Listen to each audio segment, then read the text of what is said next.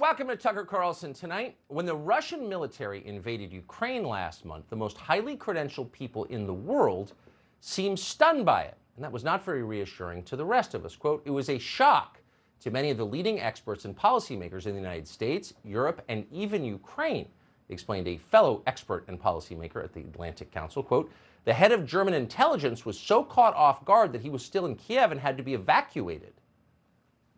That's pretty weird if you think about it, because for weeks, Joe Biden had been speaking in a very loud voice about a potential Russian invasion of Ukraine. They seemed ready for it. And yet it turns out that nobody in Washington, including Biden himself, really thought it was going to happen. And when it did happen, official Washington concluded that Putin must be insane.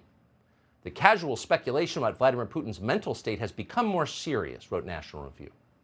In other words, there's a reason, a good reason, none of us saw this coming. Putin just snapped. He's irrational and impossible to predict. A lot of people took that at face value, but you had to notice that, like most explanations you hear in Washington, it was self-exculpatory. It was more an excuse than an analysis. In fact, Putin may well be crazy, but it's fair to assume there was more to the invasion of Ukraine than a single psychiatric episode. And at this point, it would be nice to know exactly what it is, what happened, and why. Why did the Russians do this? It's not treasonous to ask that. It's essential. You can't make wise decisions about the future without understanding what just happened. It's a prerequisite. But our leaders so far have refused to do that. They keep lying to themselves. They're imposing censorship on the rest of us.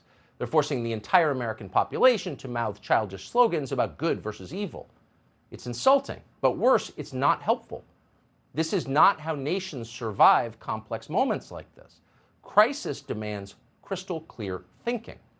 So now is the moment to ignore the people who've been consistently wrong and instead listen carefully to the people who've gotten it right in the past, the ones who saw the Ukraine war coming and said so out loud. Those are the people you should be listening to, and one of them is Nigel Farage. Nobody would call Farage a stooge of Vladimir Putin, just the opposite. Farage is a nationalist. He cares about his own country. He's devoted his life to it. In his case, his country is Great Britain, whose long-term interests have been gravely damaged by the Russian invasion and by the West's response to it. The same is true, unfortunately, of our country. The U.S. has never had a president as reckless as Joe Biden is. We're going to pay the price for that for a long time. But Nigel Farage, had you asked him, could have predicted all of this. In fact, he did predict it back in 2014 as the leader of the UK Independence Party. Farage gave a speech to the European Parliament that year, which unfortunately we just saw yesterday. In retrospect, his words seem prophetic. Farage understood what would happen because he saw clearly what had already taken place. Watch this carefully. We think you'll agree it's an analysis worth hearing. Here's Nigel Farage 8 years ago on Ukraine.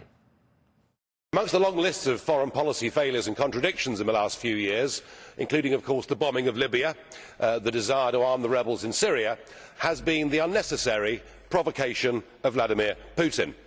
This EU empire, ever seeking to expand, stated its territorial claim on the Ukraine some years ago. Just to make that worse, of course, some NATO members said they too would like the Ukraine to join NATO. We directly encouraged the uprising in the Ukraine that led to the toppling of the President Yanukovych, and that led, of course, in turn to Vladimir Putin reacting. And the moral of the story is, if you poke the Russian bear with a stick, don't be surprised when he reacts.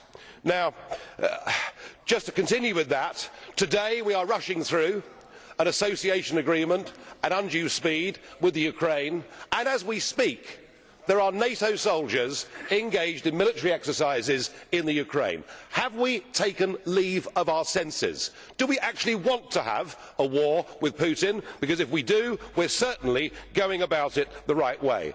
Perhaps we ought to recognise that the West now faces the biggest threat and crisis to our way of life that we have seen for over 70 years. The recent beheadings of the British and American hostages graphically illustrates the problem.